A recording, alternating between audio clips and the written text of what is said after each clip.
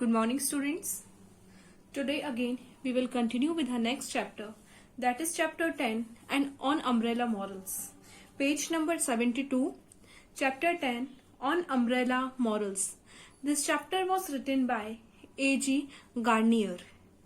A.G. Garnier एक बहुत बड़े एसेइस्ट थे जिन्होंने बहुत सारे ऐसे लिखे और इनकी जो मेन क्वालिटी थी दैट ही रोट ऐसे ऑन वेरी कॉमन टॉपिक्स, मतलब जिन टॉपिक्स को हम रोज अपनी जो कॉमन लाइफ होती है उसमें हम डे टू डे लाइफ में जिन टॉपिक्स को हम ज्यादा इम्पोर्टेंट नहीं देते हैं, तो जो A.G. गार्नियर थे इन्होंने उन्हीं टॉपिक को चूज करके और उनको उन पर लोगों का फोकस करके उनको एक बहुत इम्पोर्टेंट टॉपिक बनाकर इन अपने ऐसे को डिस्क्राइब किया है.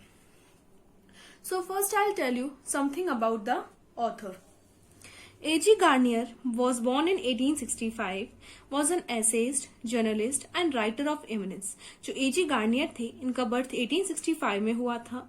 ये बहुत अच्छे एसेइस्ट थे, मतलब इन्होंने बहुत सारे ऐसे लिखे थे, जर्नलिस्ट थे और राइटर थे. He is reputed for his significant essay on even tribal subjects. Tribal means तुच्छ, छोटे, जिनको हम ज्यादा वैल्यू नहीं देते.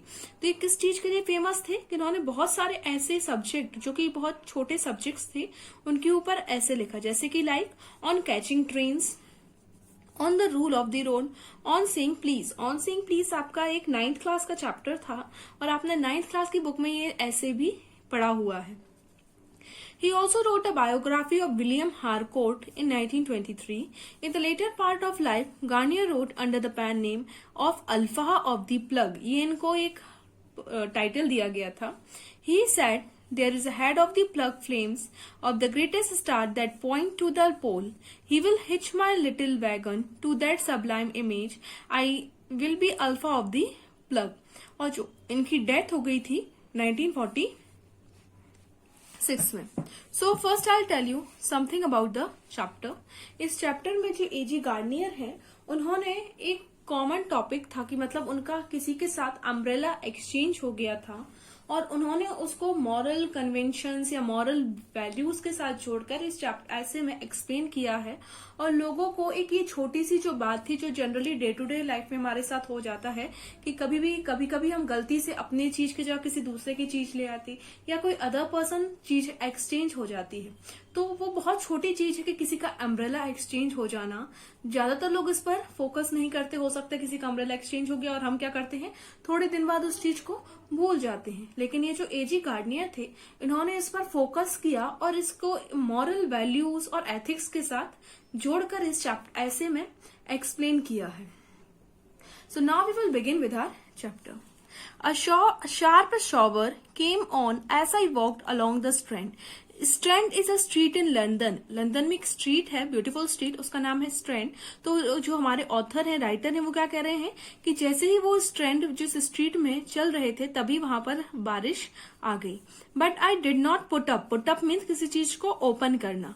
But I did not put up my umbrella. लेकिन जो ऑथर थे उन्होंने अपना अम्ब्रेला नहीं खोला. The truth is I couldn't put up my umbrella. और उसकी रीजन क्या था कि उन्होंने अपना अम्ब्रेला क्यों नहीं खोला. The frame would not work for one thing. पहली चीज क्या थी कि जो अम्ब्रेला था वो उसका जो फ्रेम था वो टूटा हुआ था और वो अम्ब्रेला उनसे ओपन हो ही नहीं रहा था. And if had work I would not have put the things up for I would no more be seen under such travesty of an umbrella that Flagstaff would be seen marching through Coventry with his regiment of Nagarfins. तो उन्होंने क्या कहा कि पहली चीज तो उनका umbrella open हो ही नहीं रहा था, लेकिन अगर ओपन हो भी जाता तो भी वो अपना अम्ब्रेला खोलकर नहीं लगाते. फ्लैगस्टाफ मतलब एक शेक्सपियर का एक प्ले है, उसमें एक कैरेक्टर है फ्लैगस्टाफ. फ्लैगस्टाफ मतलब वो एक फूल जोकर टाइप का कैरेक्टर है जो लोगों को हमेशा हंसाता रहता है. तो उन्होंने क्या कहा कि ऐसे ही एक लाइफ मेरे साथ भी सिचुएशन हुई कि जब मेरा अम्ब्रेला किसी से एक्सचेंज हो गया. The fact is that the umbrella is not my umbrella at all. फिर उन्होंने यहाँ क्या बोला कि उनका जो अम्ब्रेला था वो क्यों नहीं लगाते, तो उन्होंने क्या कहा कि वो जो अम्ब्रेला उनके पास था वो उनका अम्ब्रेला नहीं था। It is the umbrella of some person who I hope will read these lines. उन्होंने क्या कहा, मुझे ये जो अम्ब्रेला है वो उस पर्सन का है जो ये लाइन्स पढ़ रहा है। He has got my silk umbrella. जो राइटर थे उनका सिल्क का अम्ब्रेला था और जो पर्सन उनका अम्ब्रेला ले गया था वो उनका सिल्क का अम्ब्रेला लेकर चला गया था। I have got the cotton one he left in exchange. और जो वो अपने एक्सचेंज में अम्ब्रेला छोड़कर गया था वो कॉटन का अम्ब्रेला था। तो जो ऑथर का सिल्क का अम्ब्रेला था वो कॉस्टली था और जिनका कॉटन का अम्ब्रेला था वो बिल्कुल भी अच्छा सा नहीं था, पुराना सा था, तो वो राइटर को बिल्कुल भी अच्छा नहीं लग रहा था। I imagine him flaunting means show off करना, along the strand under my umbrella and throwing a scornful glance at the fellow who was carrying his domination and getting wet into the bargain। तो अब writer इसमें क्या कहते हैं कि उनका जो सिल्क का अम्ब्रेला जो पर्सन लेकर गया है वो स्ट्रीट पर अच्छे से ठाट से वो अच्छा महंगा सा अम्ब्रेला, सुंदर सा अम्ब्रेला लगाकर चल रहा होगा, बहुत शो ऑफ कर रहा होगा, और मेरे लिए पुराना सा गंदा सा अम्ब्रेला छोड़कर चला गया है। और इस गंदे से अम्ब्रेला के बाद भी, जो मेरा अम्ब्रेला ले जाने के बाद भी, जब मैं ये अम्ब्रेला उसके सामने भी लगाकर निकलूंगा तो वो मुझे ऐसे दिखेगा जैसे कि बहुत घृणित या बहुत हेटफुल नजर से वो मुझे देखेगा। I dare say the rascal chuckled as he eyed the said abomination। chuckled means मुंह दबाकर हंसना, और फिर वो मुझे मुंह दबाकर देखकर हंसेगा कि मैं कैसा बेवकूफ हूं।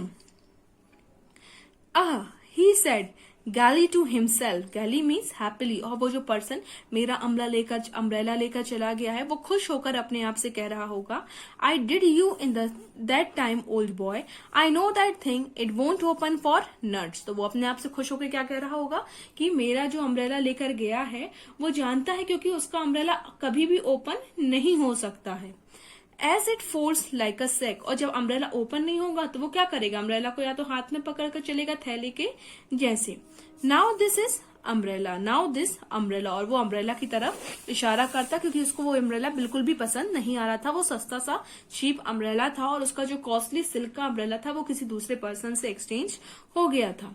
But I leave him to his unrighteous communication। unrighteous means unjustified और communing means थॉट। तो ऐसे बहुत सारे थॉट्स राइटर के मन में चल रहे थे।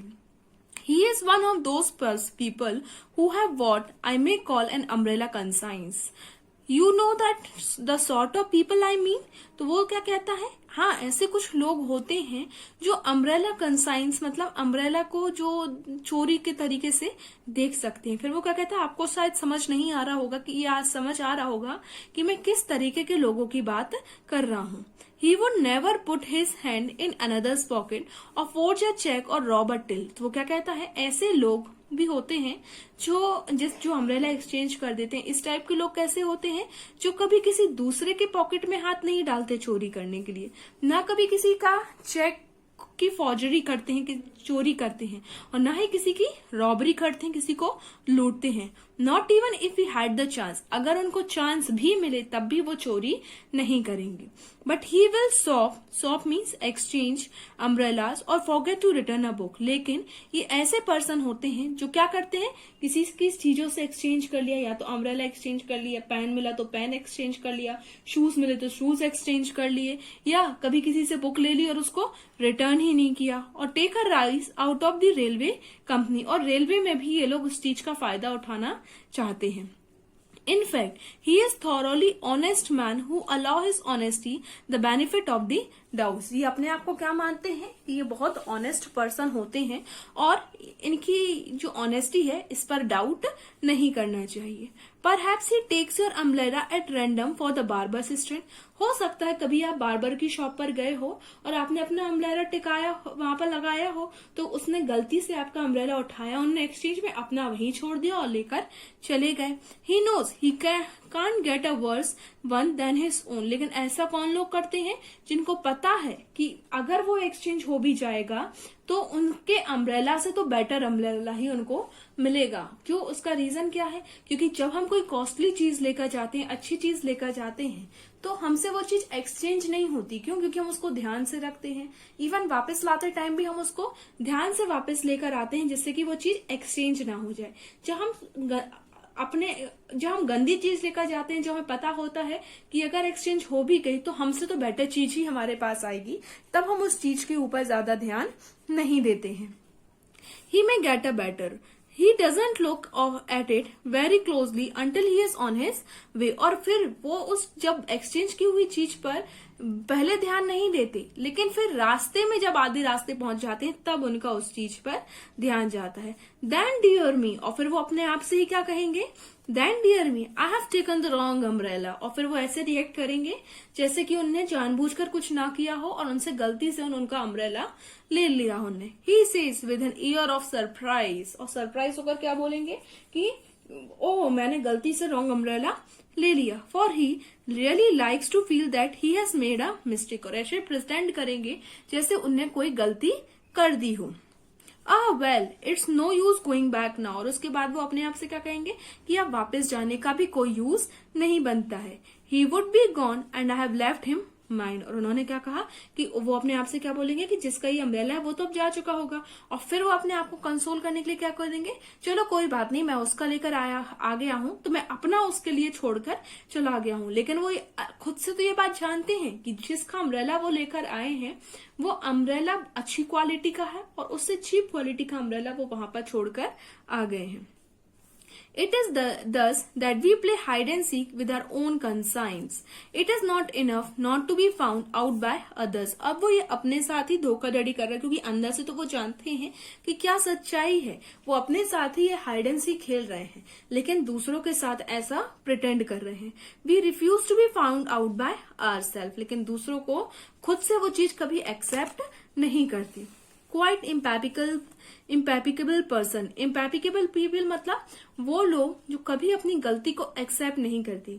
इम्पैपिकेबल people who ordinary seem unspotted from the world be afflicted with the umbrella morals. तो वो क्या कहते हैं, ऐसे दुनिया में बहुत सारे लोग हैं जो अपने आप को चोर नहीं कहते, लेकिन अम्ब्रेला टाइप की जो छोटी छोटी चीजें हैं ये जरूर वो कर लेते हैं।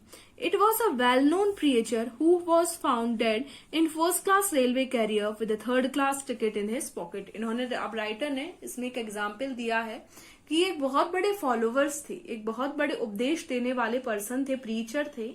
उनकी एक बार डेथ हो गई रेलवे कंपार्टमेंट में, तो उनकी बॉडी मिली फर्स्ट क्लास रेलवे कैरेज में, जो फर्स्ट क्लास रेलवे कंपार्टमेंट था उसमें उनकी बॉडी मिली। और लेकिन जब उनकी पॉकेट्स वगैरह उनकी डेथ के बाद ये सब चेक किया गया तो उनके कंपार्टमेंट में जो उनके पॉकेट में टिकट मिली वो थर्ड क्लास की थी। तो इससे ये चीज शो होती है कि जब इतने बड़े दूसरों को उपदेश देने वाले लोग इस टाइप का काम कर सकते हैं, और अगर वो पकड़े भी जाते तो वो क्या बहाने बना देते थे कि बाय मिस्टेक वो फर्स्ट क्लास में बैठ गए, या फिर हो सकता है वो क्या कह देते कि ट्रेन छूट रही थी तो जल्दी जल्दी में जो मिला वो उस डिब्बे में चढ़ गए। लेकिन एक्चुअली वो जानते हैं कि उन्होंने ये चीज जानबूझ के की थी या नहीं। लेकिन इतने बड़े अगर प्रीचर हैं, इतने बड़े उपदेश देने वाले हैं, तो लोग उनकी बातों पर तो बिलीव कर ही लेंगे। एंड एज फॉर बुक्स, अब इसके बाद ऑथर ने किसके लिए बोला है, बुक्स के लिए बोला है। And as for books who has any moral where they are concern, I remember some years ago the library of a famous divine in literary critics who had died being sold. अब वो क्या कहते हैं, ऐसा books के साथ भी है जब लोग अपनी मॉरल वैल्यूज को भूल जाते हैं। उन्होंने कहा, मुझे याद है कि एक बहुत समय पहले की बात है, लिटरेरी क्रिटिक्स मीन्स एक बहुत बड़े लिटरेचर के ज्ञाता, उनकी डेथ हो गई थी, तो उनकी एक बहुत अच्छी लाइब्रेरी थी, उस लाइब्रेरी को अब बेचा जा रहा था। It was a splendid library of rare books, और वो इतनी अच्छी लाइब्रेरी थी कि उसमें कुछ यूनिक बुक्स थी जो बुक्स कहीं ज्यादातर नहीं मिलती हैं, लेकिन उस लाइब्रेरी में वो बुक्स मिल जाती थी, इतनी अच्छी वो लाइब्रेरी थी। Chiefly concern with 17th century writers, उसमें ऐसी बहुत सारी बुक्स थी जो 17th सेंचुरी में राइटर्स ने लिखी हुई थी, अबाउट हुम he was distinguish authority. Multitudes मतलब बहुत सारी books, multitude of the books had a mark of libraries all over the countries. बहुत सारी बुक में ऐसे बहुत सारे यूनिक मार्क्स भी थे जो ये शो करते थे कि वो बुक्स अपने आप में ही बहुत ज्यादा यूनिक बुक्स हैं और ज्यादातर हर जगह पर वो अवेलेबल नहीं होती हैं। He had borrowed them and never found a convenient opportunity of returning them. लेकिन उस चीज क्या थी कि वो जो राइटर था उसने वो सारी बुक परचेज नहीं की थी, उसने वो क्या किया था, उन बुक्स को उन्होंने वो किसी से बोरो की थी, लेकिन फिर उनको कभी अपॉर्चुनिटी ही नहीं मिली कि वो उनको रिटर्न कर सके। The clinch to him like precedented to law. तो उन्होंने क्या कहा कि ये सारी चीजें भी लेकिन मॉरल एथिक्स के अगेंस्ट में है। Yet he was a holy man and preached admirable sermons. I can bear witness. और वो इतना अच्छे पर्सन थे, दूसरों को उपदेश देते थे, मैं इसका विटनेस हूँ, लेकिन उन्होंने भी ऐसा काम किया था, उन्होंने भी ये सारी चीजें की हुई थी। And if you press me on the point, I shall have to own that it is hard to part with a book you have come to love. और फिर राइटर क्या कह रहे हैं, अगर आपको कोई बुक पसंद है, कोई ऐसी बुक, अगर आप बहुत अच्छे रीडर हैं, आपको बुक्स पढ़ना पसंद है और कोई बुक जो आपके बहुत करीब है, आपको पढ़ना अच्छा लगता है, तो फिर उस बुक से आप अलग नहीं रह सकते हैं। वो बुक आपको इतनी पसंद आ जाती है कि अगर वो आपसे दूर होती है तो वो आपको अच्छा नहीं लगता और आपको लगता है कि वो बुक आपके पास वापस आ जाए। तो ऐसा जनरली होता है कि लोग हमसे बुक रीड करने के लिए ले जाते हैं, लेकिन फिर उस बुक को कभी वापस नहीं करते।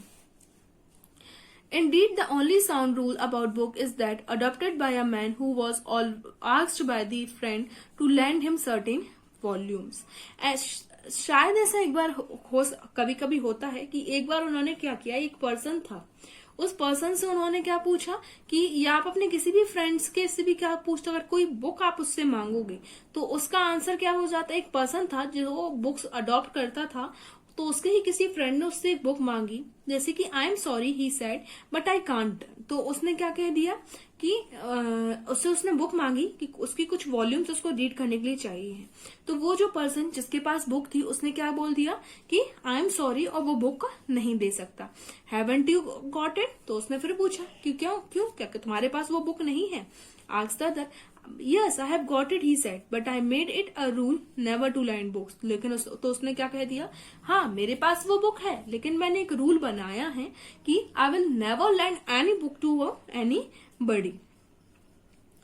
You see, nobody ever return them. वो क्या कहता है, क्योंकि तुम जानते हो कि कभी भी कोई किसी बुक को रिटर्न नहीं करता। I know it, it is from my own experience. वो क्या कहता है, ये मेरा खुद का एक्सपीरियंस है कि कभी भी कोई बुक कोई किसी को रिटर्न नहीं कर सकता। Here come with me. And he led the way to his library. और फिर वो अपने साथ उसको लाइब्रेरी तक लेकर गया। There he said 4,000 volumes. Each of them, EM ये डैम का फुल शॉर्ट फॉर्म है, borrowed. और उसने दिखाया कि उसकी लाइब्रेरी में 4,000 वॉल्यूम्स थे बुक के, और उसने क्या कहा कि हर एक बुक उसने परचेज नहीं की बल्कि उनको बोरो किया है। No one lend books. तो उसने क्या कहा, कभी भी किसी को बुक्स उधार पर नहीं देनी चाहिए। You can't trust your dearest friend there. उसने क्या कहा कि आपका कितने से ही अच्छा दोस्त क्यों ना हो, लेकिन बुक्स के मामले में आप उस पर ट्रस्ट नहीं कर सकते। I know where is that Gil Blas gone. Gil Blas is a book in French, ये एक फ्रेंच की बुक है, उसका नेम है। तो उसने क्या कहा कि मुझे नहीं पता कि गिलबाइस जो बुक थी वो कहाँ गई। एंड दैट सिल्वियो पैलिको एक इटालियन राइटर थे, पोएट थे, ड्रामेटिस्ट थे, और उन्होंने क्या कहा, और वो सिल्वियो पैलिको की बुक के बारे में भी उसको कोई आइडिया नहीं था।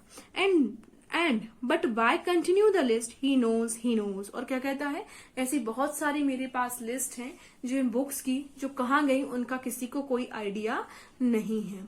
सो इन दिस चैप्टर जो राइटर क्या कहना चाह रहा है कि हमारे कितने से ही कितना अच्छा फ्रेंड क्यों ना हो, कितना ही डियर फ्रेंड क्यों ना हो, रिलेटिव्स क्यों ना हो, उसको उधार में बुक नहीं देनी चाहिए, क्योंकि पढ़ने के बाद वो कभी भी बुक नहीं वापस करता। अगर आप उससे बुक मांगते हैं तो वो क्या कह देगा कि दे दूंगा, और तो कितनी ही बार आप उससे बुक मांग लेंगे लेकिन वो बुक रिटर्न नहीं करेगा, और एक ऐसा टाइम आएगा कि वो बुक वो भूल जाएगा और वो बुक फिर आपको कभी वापस नहीं मिलेगी।